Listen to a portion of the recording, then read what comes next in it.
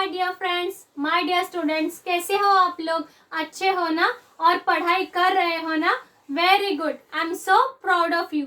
तो चलिए आज हम लोग हमारी जो तीसरी कविता है मेरा नया बचपन, उसकी शुरुआत करते हैं। Page number 18। तो चलिए आपने खुद के टेक्स्ट बुक निकालिए और जो मैं पढ़ रही हूँ उस लाइन पर हाथ रखिए। ठीक है, चलिए पहले शुरुआत करते हैं।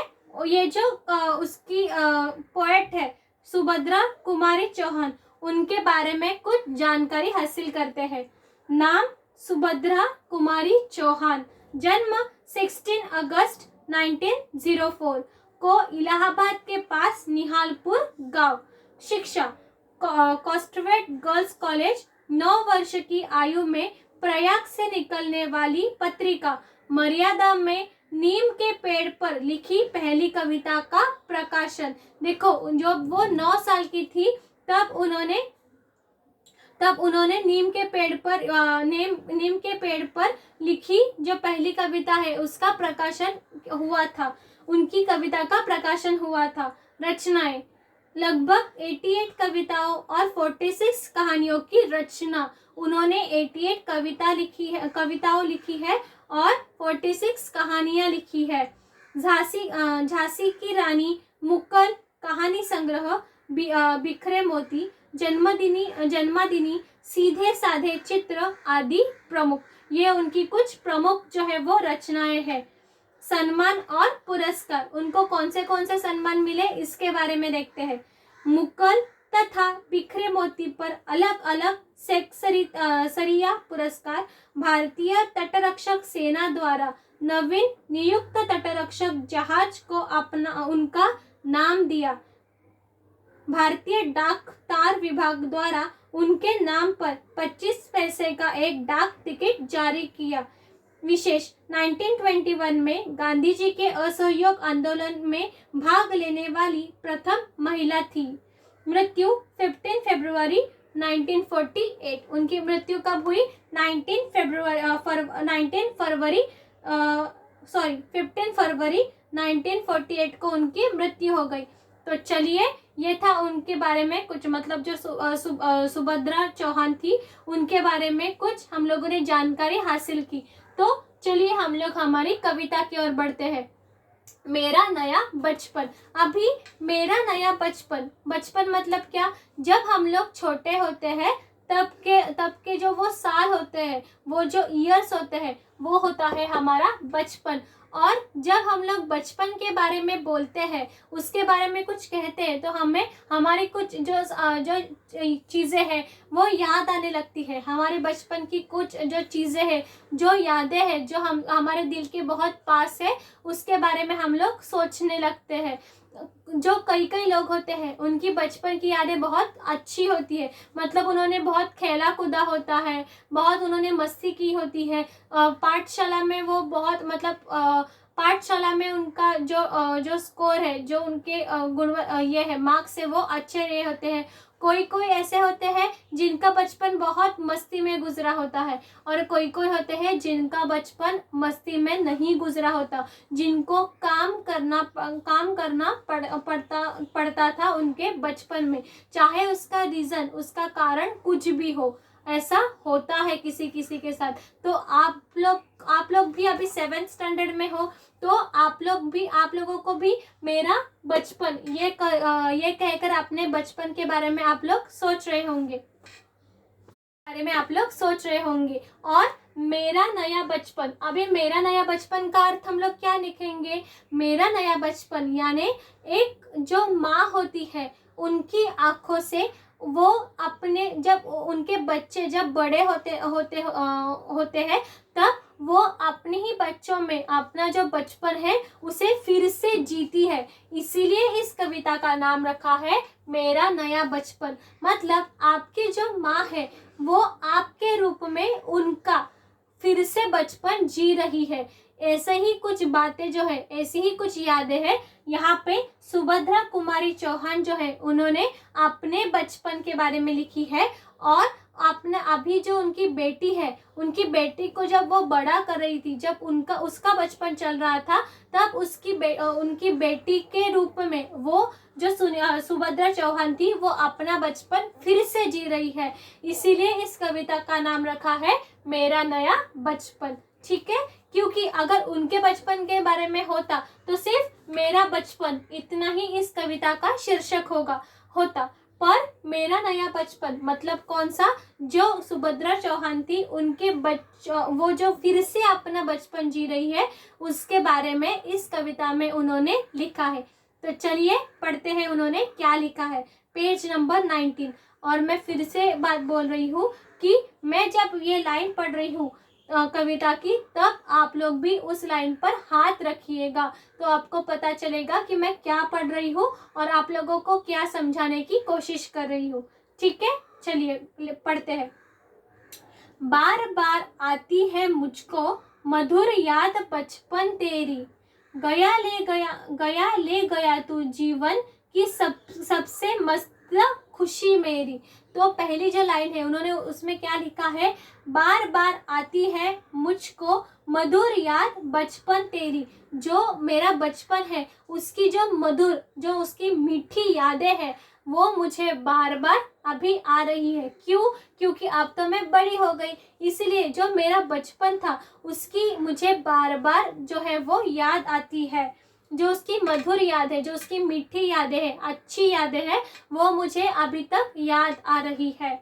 गया ले गया तू जीवन की सबसे मस्त खुशी मेरी, और जैसे जैसे मेरी उम्र बीतती गई, जैसे जैसे मैं बड़ी होती गई, वैसे वैसे मेरा बचपन जो है वो धीरे धीरे कम होने लगा, मेरा जो बचपन है वो गुजर गया। और आज गया ले गया तू जीवन मतलब है जीवन, तू मुझसे मेरा जो बचपन है वो लेके चला गया। क्यों? क्योंकि वो अब बड़ी हो गई है, इसलिए उनका बचपन तो अभी नहीं रहा। तो वो अपने जीवन से क्या कह रही है कि हे जीवन, तू मुझसे मेरा जो बचपन है वो लेके चला गया।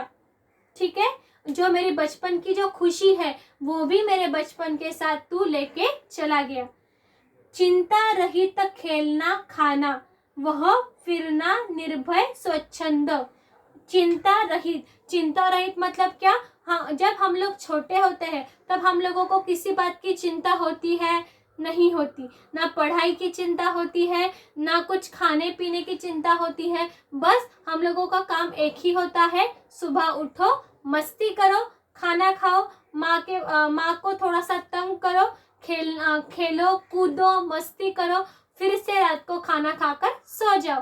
तो हम लोगों को कहीं चिंता रहती है किसी बात की कि अरे आज हम लोग खाना कैसे बनाएं, या जो बड़े लोगों को कोई चिंता होती है कि अरे आज हम लोग खाना क्या बनाएं, आज हम लोगों को कौन से काम करने हैं, या और भी कई सारी जो चिंता होती है वो बचपन में हम लोगों को होती है क्या? नहीं होती। क्यों नहीं होती? क्योंकि हमारे जो माँ बाप है वो हमारी चिंता खुद के ऊपर लेते हैं, हम लोगों को किसी बात का दुख वो हमारे बचपन में नहीं देते। इसलिए उन्होंने क्या कहा, चिंता रहित खेलना खाना। जब मैं छोटी थी तब मुझे किसी बात की चिंता नहीं थी, तब मैं चिंता रहित थी। चिंता रहित मतलब क्या? चिंता ना होना। चिंता रहित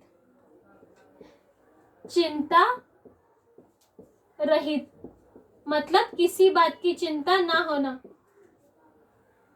या चिंता ना होना। बस हम लोग इतना ही लिखेंगे, चिंता ना होना। जब मैं छोटी थी तब मैं तब किसी बात की मुझे चिंता नहीं थी, इसलिए मैं चिंता रहित, मुझे किसी बात की चिंता नहीं थी, इसलिए मैं ऐसे ही खेलती थी और खाती थी। वह फिरना निर्भय स्वच्छंद। निर्भय मतलब क्या? निर्भय का अर्थ होता है भय रहित। निर्भय का अर्थ होता है भय रहित। और स्वच्छंद का अर्थ होता है स्वतंत्र, मतलब बिना बंधन के।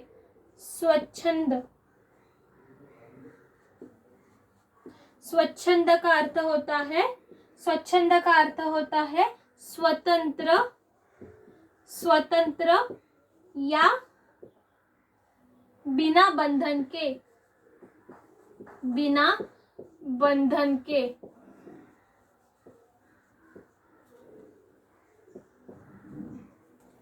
चिंता रहित खेलना खाना, वह फिरना निर्भय स्वच्छंद। मतलब मैं जब छोटी थी तब मुझे किसी बात की चिंता नहीं थी, तो मैं ऐसे ही स्वच्छंद, मैं ही ऐसे ही निर्भय, निर्भय मतलब किसी चीज का जो भय है वो तब मुझे नहीं था। और तब मैं स्वच्छंद भी थी, मतलब मैं तब स्वतंत्र थी, तब मैं बिना बंधन की थी, मतलब मुझ पर कोई भी बंधन तब नहीं था। तो जब ऐसे ही बिना कुछ भय रहित, बिना कुछ डरे या स्वतंत्र बिना कुछ बंधन के मैं यहाँ वहाँ घूमती थी जब मैं छोटी थी। कैसे भूल जा सकता है मेरा बचपन का अतुलित आनंद। कैसे भूला जा सकता है मतलब मैं कैसे भूल जाऊं बचपन का अतुलित, अतुलित मतलब क्या, अतुलित, अतुलित मतलब अतुलित, अतुलित का मतलब होता है अमृत, अमृत। कैसे मैं भूल जाऊं जो मेरे बचपन का अतुलित आनंद, मैं ऐसे कैसे भूल जाऊं मेरा जो बचपन का जो अमृत के जैसा, मतलब जिसकी तुलना किसी के साथ नहीं हो सकती, किसी और चीज के साथ नहीं हो सकती, किसी और वस्तुओं के साथ नहीं हो सकती, ऐसा अमृत, ऐसा अमृत आनंद मैं कैसे भूल सकती हूँ, मैं बिल्कुल भूल नहीं सकती। नीच का ज्ञान नहीं था, छुआछूत किसने जानी। नीच का ज्ञान नहीं था, अभी यहाँ पे नीच का ज्ञान नहीं था मतलब क्या, जो उच्च नीच हम लोग भेदभाव करते हैं उस किसी चीज का मेरे बचपन में मुझे ध्यान नहीं था। हम सब एक साथ ही हम लोग खेलते थे, चाहे हम लोग नीच जाति के हो या उच्च जाति के हो, हम लोग सब एक साथ खेलते थे। नीच का ज्ञान नहीं था, छुआछूत किसने जानी। और जो हम लोग कहते हैं कि तू देखो पुराने ज़माने में बहुत था ये कि आप अछूत हो, आपको हम लोग हाथ नहीं लगाएंगे या आपके हाथ का हम लोग पानी नहीं पिएंगे। तब हमारी ये जो हमारी सुभद्रा चौहान जी है वो कहती है कि जब मैं छोटी थी, जब मैं मेरे बचपन में थी, तब मैं किसी मतलब ना हमें नीचता उच्चता का कुछ ज्ञान था या कुछ छुआछूत का कुछ ज्ञान था। हम लोग सब एक साथ खेलते थे, चाहे वो नीच जाति के हो या उच्च जाति के हो, या चाहे वो छूत हो या अछूत हो, वो हम लोग सब ही एक ही साथ खेलते थे। बनी हुई थी वहाँ झोपड़ी और चौथड़ में रानी। बनी हुई थी वहाँ झोपड़ी और वहाँ पे झोपड़ी बनी हुई थी और चौथड़ में रानी, और चित्तौड़ में रानी। चित्तौड़ की रानी कौन सी थी, राइट, चित्तौड़ की रानी पद्मावती थी। किए दूध के कुल्ले मैंने जूस अंगूठा सुधा पिया। किए दूध के कुल्ले मैंने, कुल्ले मतलब क्या, जो हम लोग दूध को ऐसे मैंने पिया, और ऐसे जो हम लोग आवाज करते हैं दूध के साथ, जो पानी का देखो एक, जो अगर हम लोगों के मुंह के अंदर अगर पानी हो तो ऐसे जो आवाज निकलती है, तो उसे वैसे ही आवाज मैंने दूध जब मैं पीती थी तब ऐसे में मेरे मुंह की आवाज निकालती थी। किए दूध के कुल्ले मैंने जूस अंगूठा सुधा पिया। सुधा मतलब क्या, सुधा मतलब एक minute, I am so sorry, मुझसे गलती हो गई। अतुलित का अर्थ तुलना से परे, अतुलित का अर्थ होता है तुलना से परे। आई एम सो सॉरी, अतुलित का अर्थ होता है तुलना से परे। और यहाँ पे सुधा का अर्थ होता है अमृत। सुधा का अर्थ क्या होता है, अमृत। सुधा का अर्थ होता है अमृत। I am so sorry for my mistake. सुधा का अर्थ होता है अमृत, अमृत। तो जूस अंगूठा सुधा पिया, मैंने चूस अंगूठा मतलब मैं मेरा अंगूठा चूसती थी, और सुधा पिया, सुधा मतलब क्या, जो अमृत है वो पिया। अमृत इन द सेंस हम लोग एग्जैक्टली वहाँ पे अमृत पीने ऐसा अर्थ उसका नहीं है, तो अमृत मतलब ऐसा बहुत कुछ अच्छा वगैरह जो चीजें होती है वो मैंने पी है। कलकारी किल्लोर मचाकर सुना घर आबाद किया, किलकारी किल्लोर, किलकारी मतलब क्या, जो घर में आवाज होती है, जब बच्चे स्पेशली जब बच्चे घर में होते हैं तब देखो बच्चों की किलकारी सुनाई देती है, बच्चों का जो किल्लोल है वो सुनाई देता है, मतलब बच्चों की जो आवाज है वो खेलने कूदने की हो, चाहे एक दूसरे से झगड़ा करने की हो, कोई भी हो वो वहां पे सुनाई देती है। बच्चे के होने की वजह से जो एक आवाज घर में घूमती है उसे कहते हैं किलकारी और किल्लोर। किलकारी किल्लोर मचाकर सुना कर आबाद किया, मतलब हम सारे बच्चों ने, हम सब ने मिलकर जो ये घर था हमारा, जो शांत था, शांत सूना घर आबाद किया, जो सूना सूना सा था, जो शांत घर था उसे हम लोगों ने आबाद किया। कैसे आबाद किया, तो अलग अलग आवाजें निकालकर, ये जो बच्चों की आवाजों की किलकारी थी वो निकालकर, और किल्लोल मचाकर हम लोगों ने जो सूना घर है उसे हम लोगों ने आबाद किया। रोना और मचल जाना भी क्या आनंद दिखाते थे, मतलब क्या, रोना, अगर किसी चीज की हमें जरूरत हो और हमारे पेरेंट्स हमें नहीं देते तो हम क्या करते हैं, हम लोग रोने लगते हैं, तो उन्होंने वही लिखा है, रोना और मचल जाना भी क्या क्या आनंद दिखाते हैं। अगर हम लोगों को अगर हम लोग रोए या मचल जाए मतलब क्या, जो हमें आनंद होता है वो, तो ये दोनों चीजें भी बहुत जो ये दोनों चीजें हैं वो दोनों चीजें भी बहुत आनंद देती है, वो भी बहुत हमारे दिन को सुकून देती है। बड़े बड़े मोती से आंसू जयमाला पहनाते थे, और बड़े बड़े मोती से आंसू मतलब क्या, अगर फॉर एग्जाम्पल कोई भी अगर ऐसी चीज हुई जो हमारे मन के जैसी चीज नहीं हुई, तो हम लोगों की आंखों से क्या निकलता है, आंसू, राइट। तो उन्होंने उसी को मोती कहा है, बड़े बड़े मोती, उसी को उन्होंने कहा है कि बड़े बड़े मोती से आंसू जयमाला पहनाते थे, मतलब क्या, जो किसी चीज अगर हमारे मन के विरुद्ध हो गई तो जो आंसू निकलते थे, तो वो आंसू देखकर हमारे घर वालों का मन जो है वो मन बदल जाता था, और वो हमें जो चाहिए वो चीज दे जाते थे। इसका अर्थ है, इसीलिए उसे उन्होंने कहा कि जयमाला पहनाते थे। जयमाला मतलब क्या, वो विजय होते थे, अपनी उनको जो चीज चाहिए वो हासिल करने में बड़े बड़े आंसू, जब वो बड़े बड़े आंसू ये करते थे, बड़े बड़े आंसू उनकी आंखों से निकलते थे, तब उनके जो पेरेंट्स हैं वो पिघल जाते थे, और उनको जो चीज चाहिए वो उन्हें लेकर देते थे। इसके मतलब उससे उन्हें वो विजयी होते थे। बड़े बड़े मोती से आंसू जयमाला पहनाते थे, मैं रोई माँ काम छोड़कर आई, मुझको उठा लिया।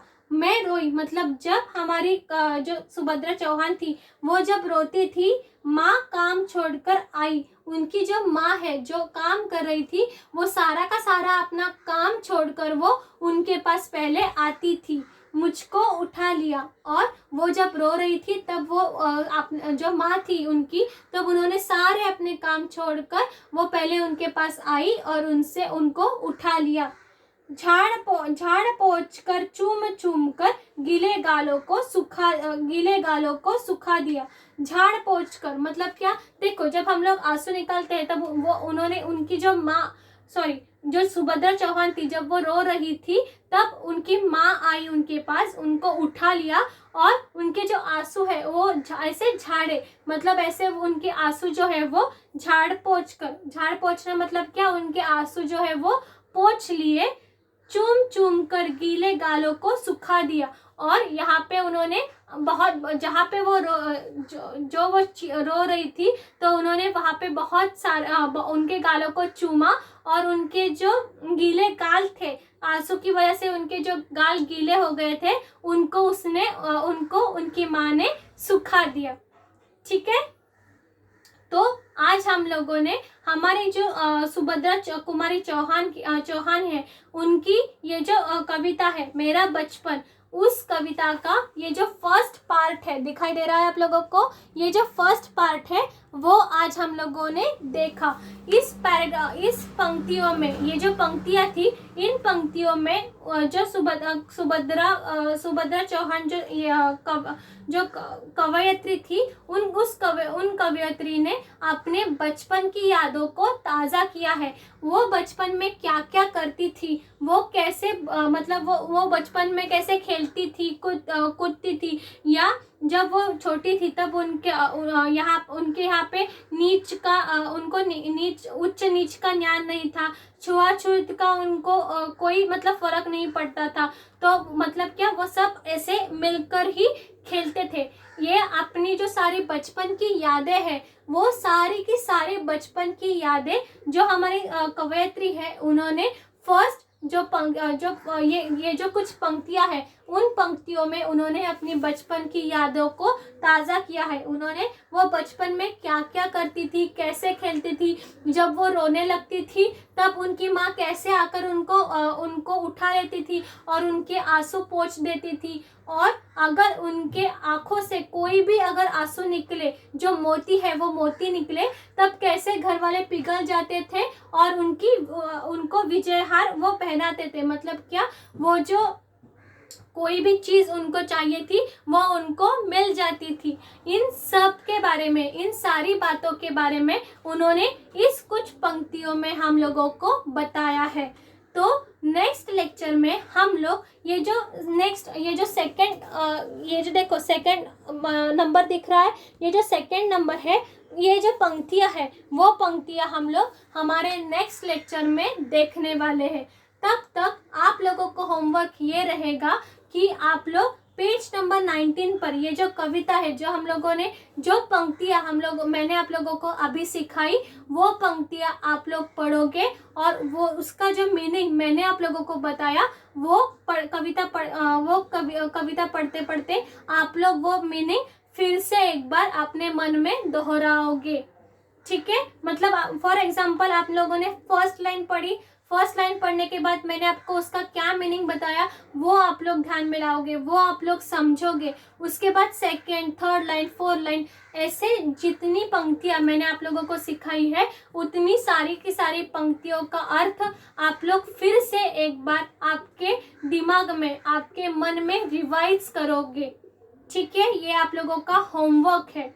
और नेक्स्ट लेक्चर में हम लोग ये जो हमारा सेकंड है, ये जो सेकंड स्टैंजा है हमारा, वो ये जो सेकंड नंबर का स्टैंजा है, वो सेकंड नंबर का स्टैंजा हम लोग हमारे नेक्स्ट लेक्चर में देखेंगे। ठीक है, पढ़ाई करो, घर पर ही रहो, stay home, stay safe, bye.